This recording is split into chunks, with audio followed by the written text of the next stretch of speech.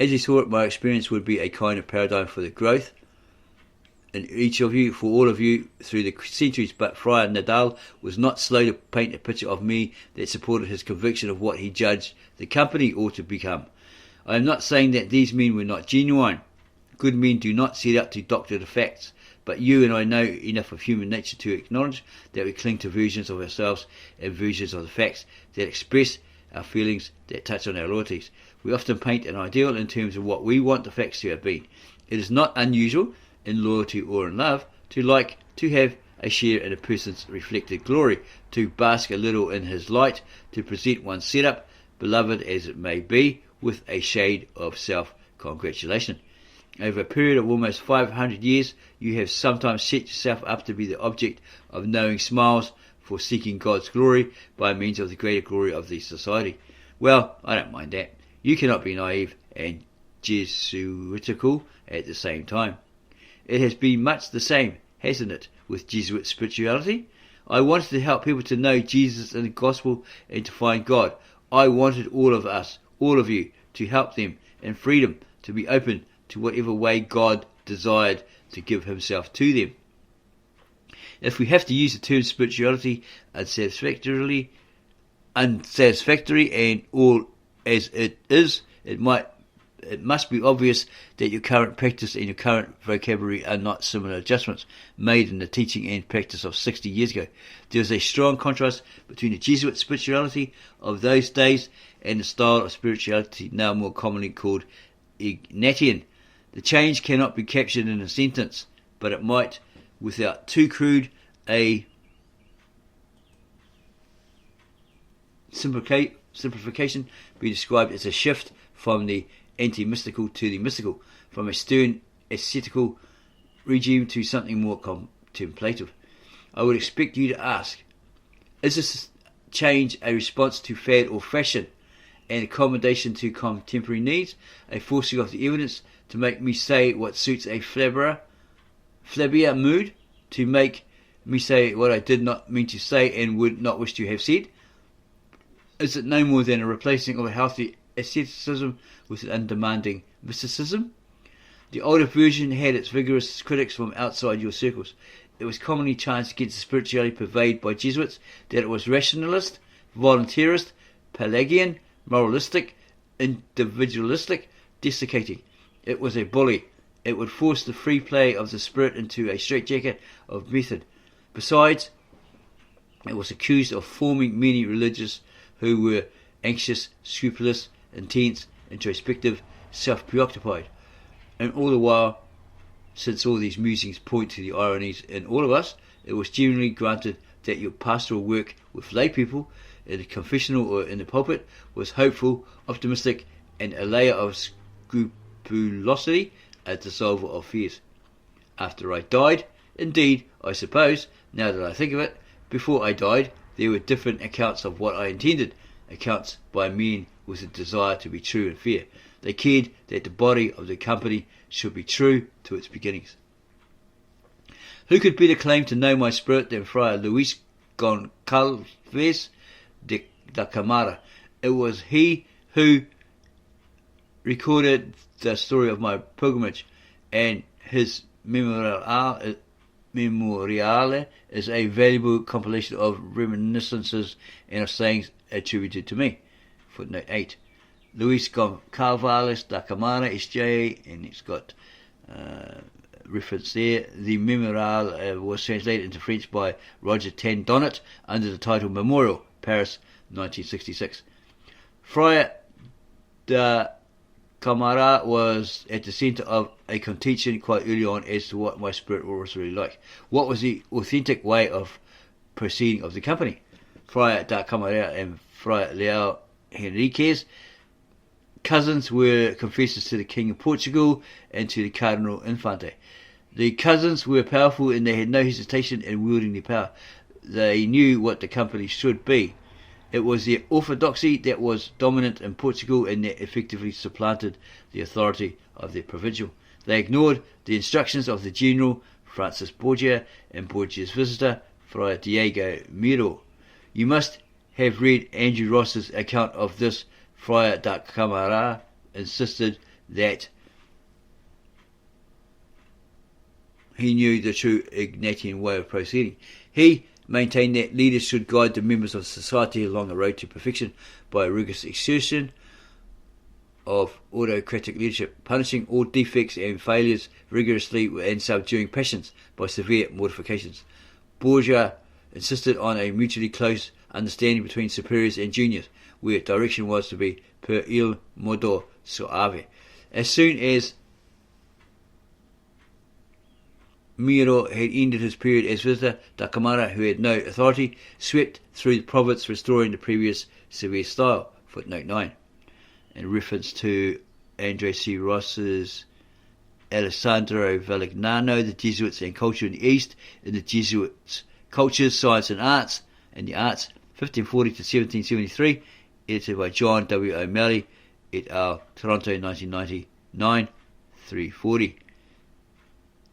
And Camara Memorial, number 195, page 644. See also numbers 196, 256, note 7.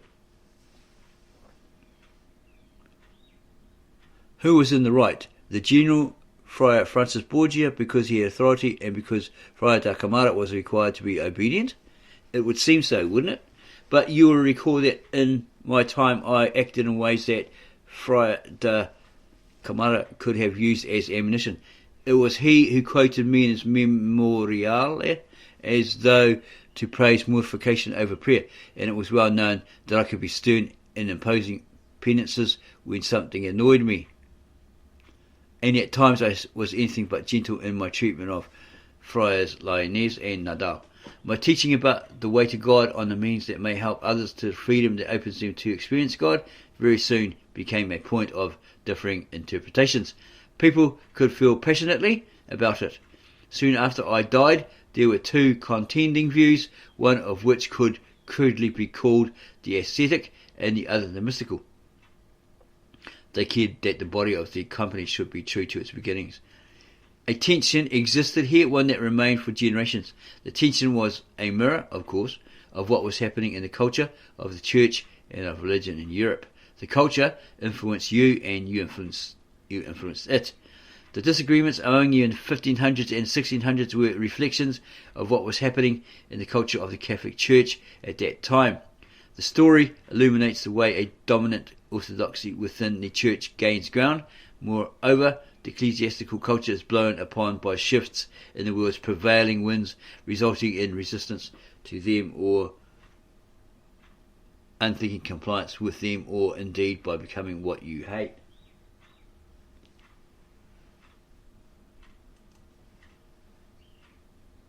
For the most part, the dominant assumptions were ascetical. Some would say Pelagian, another of those casual labels that beg too many questions and mislead as much as they give light. The dichotomy is far too simple. Of course, no group of people, especially a group of men formed to think on their feet in unforeseen situations and to have strong convictions, no such group can be truthfully represented in some teacher's simplifying distinction. Life is more complex than melodrama.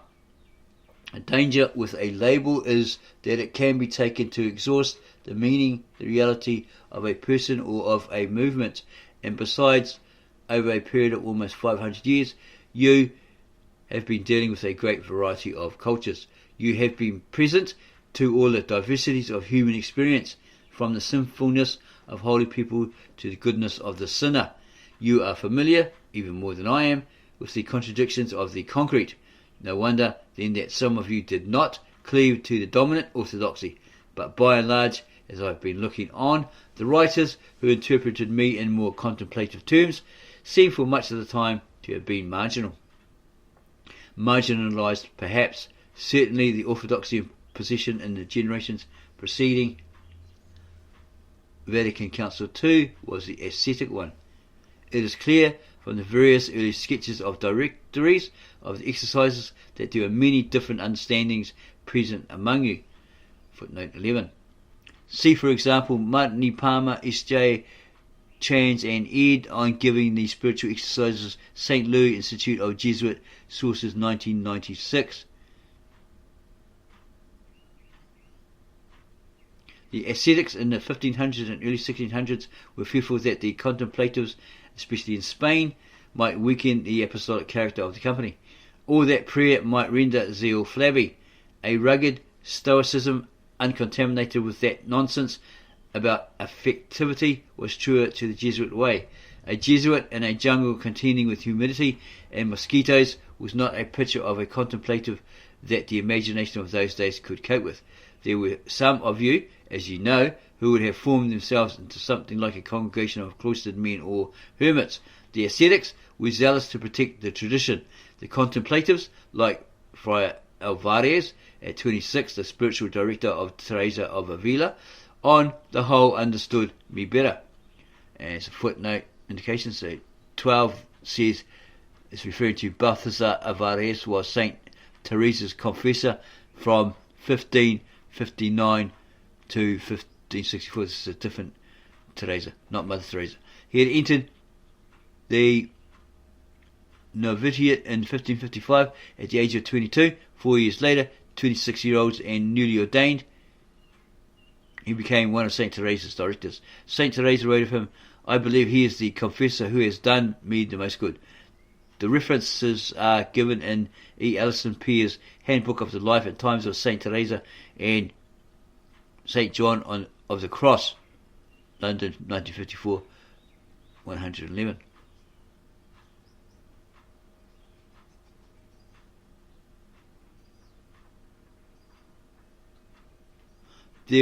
They were clear that prayer must not supplant the apostolate. Their ascetical teaching was as demanding as mine, possibly more so. They held that God gives contemplative gifts, especially to those called to apostolic labours. Footnote 13, which reads, God usually grants this gift of contemplation to those who have long laboured at the purification of their hearts, at overcoming their passions and meditating on the truths of the gospel, especially when they labour zealously to sanctify and save others. Luis de la Puente, The Life of Father Balthazar Alvarez, Chapter 14, London, 1868, emphasis added. Fairly early on, the authorities among you wished to prescribe how Jesuits should pray, and they insisted on a narrow understanding of meditation.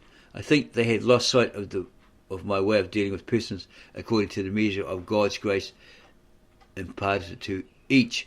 If I had the word mystical to hand, I am fairly certain I would not have used it. If someone even now were to challenge me, come now, do you mean mystical in the strict sense or in the broad sense? Are you talking here about acquired or infused, ordinary or extraordinary contemplation? I'd keep my counsel.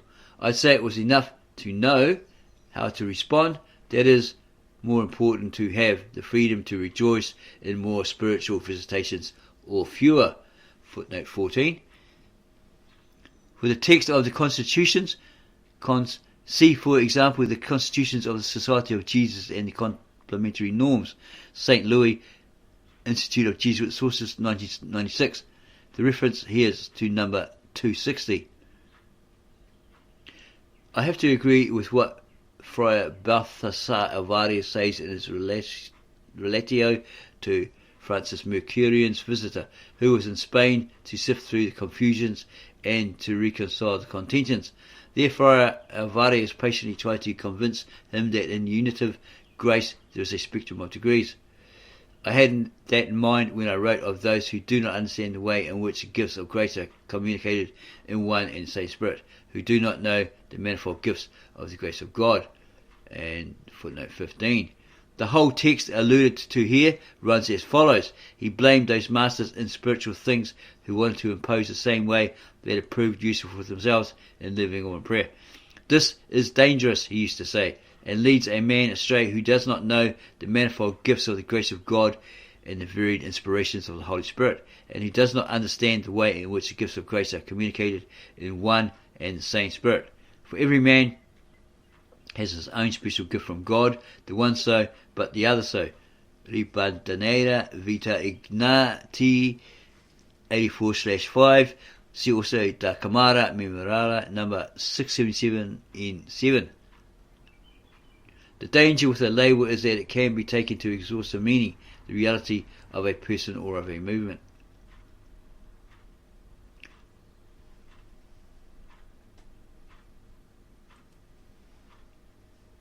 When the ascetics and the mystics differed with one another, both sides were aware that the charism of the order was new and that it needed to be defended against assimilation to older forms of consecrated life. But neither group were at all clear in what the newness consisted. Neither side had a language. They did not have the words in which to articulate the difference. Already before I died in 1556, the exercises were under attack. It is a good example of the ways a dominant orthodoxy works. When you are defending a position that has not yet acquired a confident language, especially if you are forced to use the vocabulary of your debating opponent, you can insensibly grant too much and be quietly taken over by what you set out to oppose. The fierce opponent of the exercises were two of the foremost Spanish theologians of the time, Melchor Cano and Tomás Pedroche. In the 1940s, a fellow Dominican, Emilio Colunga, in a study of 16th century Spain, calls them the intellectualists and distinguishes them from the mystics. As intellectualists, they were fearful of anything that savoured of subjectivism. Orthodoxy would be saved by rationality. Friar Melchor Cano came to see me several times. In Spain, he had come to know of the company, and what he saw he did not like. He believed that only a good tree bears good fruit, so he had better check out the cause of it all. If a founder was not holy, the followers could not be harmless. Accordingly, when he was in Rome, he asked to see me, and we invited him to dinner. Footnote 17. And Terence O'Reilly, Melchor Cano, and the Spirituality of St. Ignatius Loyola, in Ignacio de Loyola y su tiempo, ed Juan Plazaola, Bilbao, 1992. See also Melchor Cano's Censura y Parecer contra el Instituto de los Padres Jesuitas, a transcription of the British Library manuscript in Terence O'Reilly from Ignatius Loyola to John of the Cross, Spirituality and Literature in 16th Century Spain, London, Veriorum, 1995. All this reflection is indebted to Professor O'Reilly's article. He discovered that I was a fraud. Fair enough. People had said I was holy. He found I was wanting in integrity. I was vain and conceited. He saw it through to my narcissism. Footnote 18. Refers to William W. Meissner, S.J., The Psychology of a Saint, New Haven in London, 1992. He reported that I complained that I had been persecuted in Spain. I talked about revelations I had received from God. When the two of us called on Cardinal Farnese, I announced my arrival at the door with a list of titles and grand connections, names that carried weight. De lo cual inferior el autor había mucho viento. I was full of wind. It was the exercises that really angered him and made him fearful. They turned soldiers into women and caballeros into hens. They were full of heresy. They would subvert church and state. Jesuits urged a contemplative way upon all and sundry. You would say now, some of you, cheap mysticism. In doing that, you Jesuits were lacking in realism about human beings. You were imprudent and undiscriminating. If you teach people how to pray, they will neglect their work and responsibilities. It was an error to hold that you can combine an active and a contemplative life. Too much prayer would make zeal flabby. It is instructive to note what Cano found particularly dangerous. The exercises gave people beforehand an expectation that they would experience consolation and experience God. The exercises promised experience that was to force God's hand. People were to learn to speak about the sensible graces they received. That was of the devil. Jesuits gave an excessive importance to conformity with God's will. What I had said about indifference was dangerous. It was a false piety and against the example of Christ. Cano was particularly incensed by the dangerous teaching that God deals directly with the soul. Footnote 19.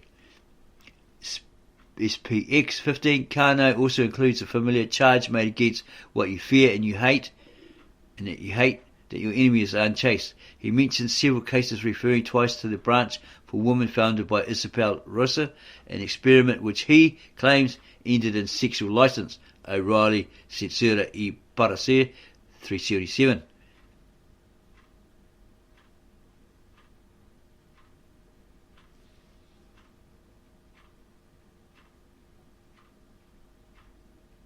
For men like Melchor Cano and Pedroche, strong fighters for the purity of the faith, anything that looked mystical was too close to the alumbrados for safety. They were wary of whatever gave importance to the interior illumination of the spirit.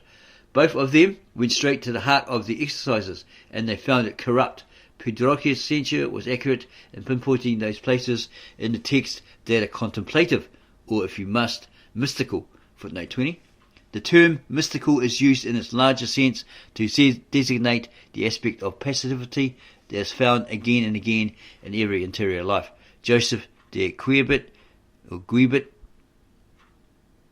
S.J. Mystique, Revue de Ascétique et de Mystique, Ram 7, 1926, 14. He wrote perceptively. Melchor Cano and Pedroche's censure was accurate, so he wrote perceptively. These words manifest and clearly contain and affirm and teach a proposition that is temerarious and scandalous and heretical. Preaching has no place nor a preacher to persuade the excitant which particular choice among many goods he ought to make. It is clear to me that this doctrine belongs to the dejados and alumbrados. The written word is left aside with all the teaching and doctrine which good and wise men have given. These wise men themselves give themselves over to what the Spirit and God tells them there in the recesses of the soul. Footnote 21. Se Ignacio y Paraguere S.J. Practica de los Ejercicios, Rome, 1946-99. In the first decade of the 2000s, you will not find that style unfamiliar. The Spirit induces nervousness in the watchdogs of theological accuracy. It is the natural fear of the Inquisitor that when people attend to the leading of the Spirit, they escape control. Footnote 22. Reference to a certain book. The author died unexpectedly in 1942. Friar General Ledorchowski was displeased with the manuscript. It was published 11 years later under his successor, Friar John Baptist Jansen's. An English translation was published in 1964. The Jesuits, Their Spiritual Doctrine and Practice, Chicago, 1964. St. Louis Institute of Jesuit Sources, 1964.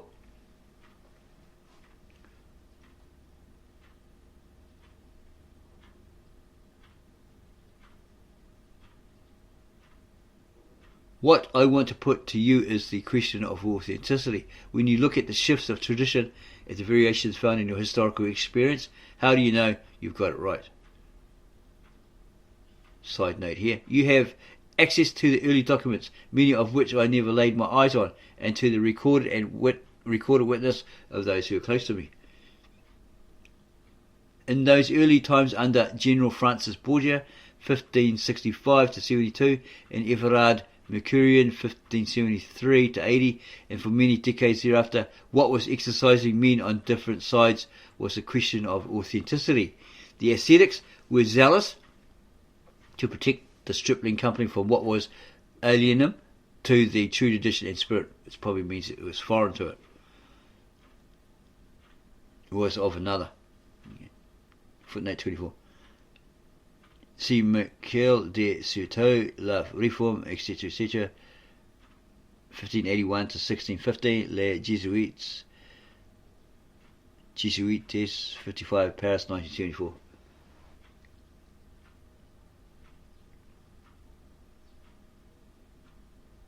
There was a fear on the part of some that you might not be taken seriously as real religious. The generals feared that the spiritualizing tendencies among some of your men from Spain might dilute or radically change the apostolic character of the charism. They may have been right, though now looking back they seem to me to have overreacted. The overworked Jesuits in Northern Europe were unlikely to be excessive in the time they gave to prayer. There were those among you who argued that contemplative forms of prayers were alien to the authentic charism. So again, something foreign introduced. It's not like those originals or what they did as forms of prayer. And having a right sense that the charism is inseparable from, is intrinsic to the exercises, they insisted that it was improper for Jesuits to pray in any way that was not recommended there. What they seemed to have meant by that was the method of prayer I suggested in the first week of the exercises. Footnote 25. See, that is what La Puente understands throughout his biography of Balthasar Alvarez. The second and third generations of the company were concerned with protecting your authentic spirit, but they had no adequate grasp of it. How could they? You have access to the early documents, many of which I never laid my eyes on, and to the recorded witness of those who were close to me. The men who came after me, after I died, did not have that resource. They had a dwindling oral tradition and a handful of manuscripts. Your recent renewed grasp of the exercises, and to some extent of the other documents and stories that you call my sources, would have been impossible without the scholarship of the men who edited and published since 1894 the more than 100 volumes of the Monumenta Historica. For the first half of this last century, the Monumenta were being quietly plumbed, scholars secretly burrowing away, discrediting the dominant orthodoxy of the generations. Since the 1960s, this mining of the source has grown enormously. Besides, the scholars have made a beginning in the labour of altering you to the presuppositions inherent in 16th century language and its culture. All this puts question to venerable tradition. There were historians who saw what happened as providential. Certain directions that were taken, especially those determined by generals like Aqua Viva and Ruthan, must have been the faithful evolution of my spirit. After all, those were prayerful and holy men, and besides had the authority of office. It was not to be imagined that the directions they chose not to take might have been more imagined. It was not to be imagined that the directions they chose not to take might have been more authentic. A historian's imagination did not encompass a conjecture of discontinuity. They simply took it, as you all did in those days, that what was done was inevitable and irreversible. Footnote 26, a reference to John W. O'Malley, De Guibert, and Jesuit Authenticity, Woodstock Letters, 1996, 103-10. A dominant orthodoxy works by assumptions. What is simply taken for granted is not looked at. A weak, dissident voice piping up somewhere is not heard, or is ignored, or is swept aside in the rush. You don't have time. Sometimes the view and position works because to imagine otherwise would threaten a fragile interior structure of security and of the person.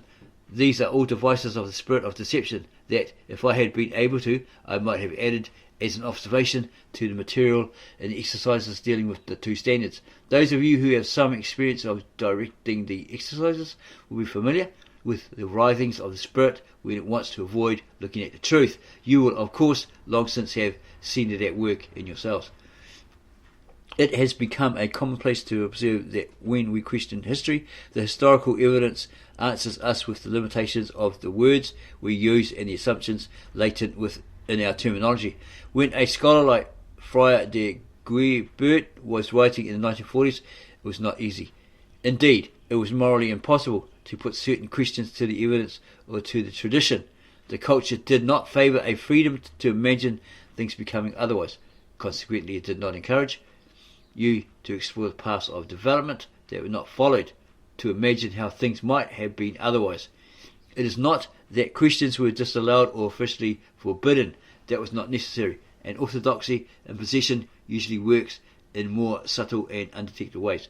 It simply does not hear awkward questions, and they die by silence. So, things change. You have been through great changes these last 50 years. There has been a shifting of the geological plates. The mutations of attitudes and understanding since the 1960s have caused pain and bewilderment to many of you. What was assumed to be immovable, what was felt by many to be unchangeable, set in stone, as it were, by a bright structure of essential concepts and eternal principles, has been shifting. Certainly among many of you a new orthodoxy is in place. It pays respect to experience and history.